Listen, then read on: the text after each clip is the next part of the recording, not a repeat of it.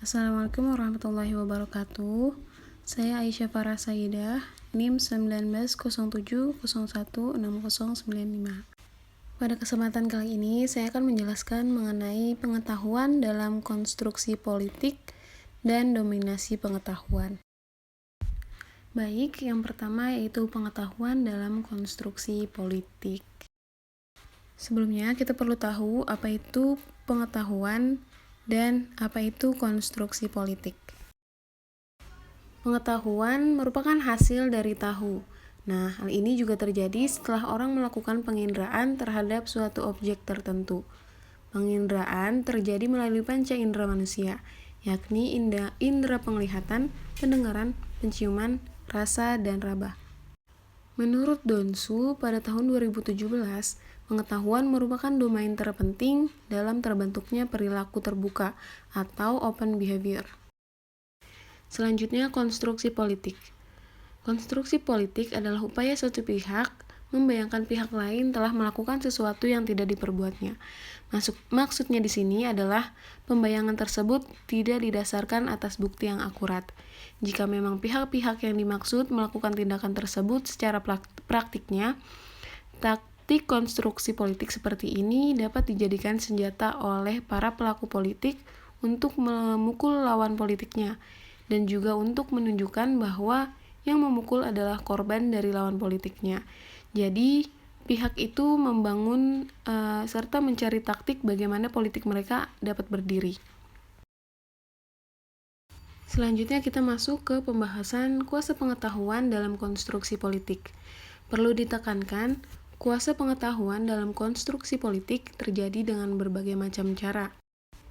Nah, dalam kuasa pengetahuan dalam konstruksi politik ini terbagi menjadi dua, yaitu secara langsung dan tidak langsung. Yang secara langsung dapat dilihat dalam penelitian yang dilakukan oleh Dian Herdian mengenai konstruksi politik identitas melalui nilai-nilai Islam di Kabupaten Bandung Barat. Dalam penelitian tersebut dapat dilihat bahwa kuasa pengetahuan dalam konstruksi politik secara langsung dapat konstruksikan melalui 3 cara. Pertama, ada mengkonstruksikan melalui latar belakang, keturunan, dan identitas diri. Yang kedua, ada mengkonstruksikan melalui simbol-simbol pribadi. Dan yang ketiga, ada mengkonstruksikan melalui evaluasi langsung yang berhubungan dengan Islam. Nah, yang selanjutnya melalui secara tidak langsung, yaitu konstruksi politik dapat dilakukan melalui media massa, contohnya seperti masa pemilu. Terdapat media TV yang menunjukkan keberpihakannya terhadap salah satu isu pemilu.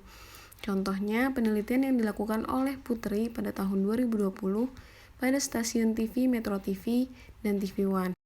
Dalam contoh lain, bisa dilihat pada saat masa pemilu, dapat dilihat bahwa media TV berlomba-lomba menayangkan berbagai macam partai dan politisi, dimulai dari kegiatan sehari-hari dan semacamnya. Adapun media iklan, hal tersebut juga bertujuan untuk membangun image yang baik di hadapan masyarakat dan mengajak masyarakat dalam partai tersebut melalui visi misi dan tujuan dari partai maupun politisi yang bersangkutan, sehingga media itu akan membangun konstruksi politik di dalam hal tersebut. Masuk ke pembahasan berikutnya, yaitu dominasi pengetahuan. Banyaknya fenomena yang sering muncul dalam suatu negara. Itu salah satunya adalah fenomena dominasi. Umumnya, fenomena dominasi ini terjadi dari kelompok yang lebih kuat terhadap kelompok yang lebih lemah. Dominasi menurut KBBI merupakan penguasaan dari pihak yang lebih kuat terhadap pihak yang lebih lemah dalam berbagai bidang. Contohnya itu bidang politik, ekonomi, pendidikan, dan sebagainya. Michel Foucault merupakan seorang filsuf asal Perancis, mencetuskan sebuah teori, yaitu teori kekuasaan dan pengetahuan. Dalam teori tersebut, kuasa dijalankan melalui serangkaian regulasi tertentu yang saling mempengaruhi. Kuasa tidak berasal dari luar, melainkan dari dalam. Kuasa tersebut menjalankan perannya melalui serangkaian aturan-aturan dan sistem tertentu, sehingga menghasilkan semacam rantai kekuasaan. Nah, dalam teori ini juga Foucault menjelaskan hubungan antara kuasa dan pengetahuan. Menurut Foucault, kuasa dan pengetahuan memiliki hubungan yang sangat erat dan tidak dapat dipisahkan. Kuasa memproduksi pengetahuan, sedangkan pengetahuan memiliki kuasa. Kuasa dideskripsikan oleh Foucault bukan sebagai kuasa untuk menguasai orang-orang secara fisik dan kediktatoran. Yang berikutnya yaitu pemikiran yang menjadi sumber kritikan. Yang pertama ada Eurocentrisme. Eurocentrisme merupakan konstruksi teoritis sejarah dunia yang membuat Eropa berkat keunikan, keunggulan, dan takdirnya harus menanggung beban manusia kulit putih berupa ekspansionisme.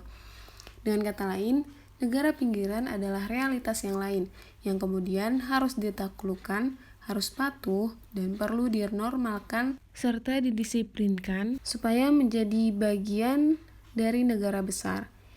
Eurocentrisme sebagai bentuk pengandalian Eropa terhadap ilmu pengetahuan di seluruh dunia, padahal dengan latar belakang yang berbeda, menjadikan ilmu pengetahuan Eurocentris dan merusak sendi-sendi ilmu sosial negara berkembang.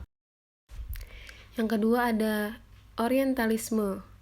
Orientalisme adalah istilah yang merujuk pada penggambaran unsur-unsur budaya timur di barat. Ciri utama Orientalisme yaitu pembagian timur-barat yang menempatkan masyarakat barat serta kebudayaan, bahasa, dan religinya lebih unggul daripada timur. Orientalisme sebagai suatu kekuatan budaya yang secara halus menghegemoni timur. Yang ketiga ada Captive Mind. Captive Mind merupakan pikiran meniru yang tidak kritis, terdominasi sumber-sumber eksternal yang menyimpang dari perspektif independen. Captive Mind hampir sepenuhnya dilatih dengan ilmu sosial barat, proses yang sembarangan dalam penerapan teori pusat tanpa adanya adaptasi berdasarkan konteks. Nah, ciri lain dari Captive Mind ini adalah peniruan yang tidak kritis dalam berbagai tingkat kegiatan ilmiah. Captive Mind membuat ilmuwan sosial pinggiran tidak memiliki kreativitas, orisinalitas, serta terasing dari masalah krusial sosial bangsanya sendiri. Yang selanjutnya ada imperialisme akademis. Imperialisme akademis merupakan bentuk imperialisme di mana terdapat ketimpangan relasi antar akademisi, di mana satu kelompok mendominasi serta kelompok lainnya didominasi atau diabaikan. Yang terakhir ada kebergantungan akademis.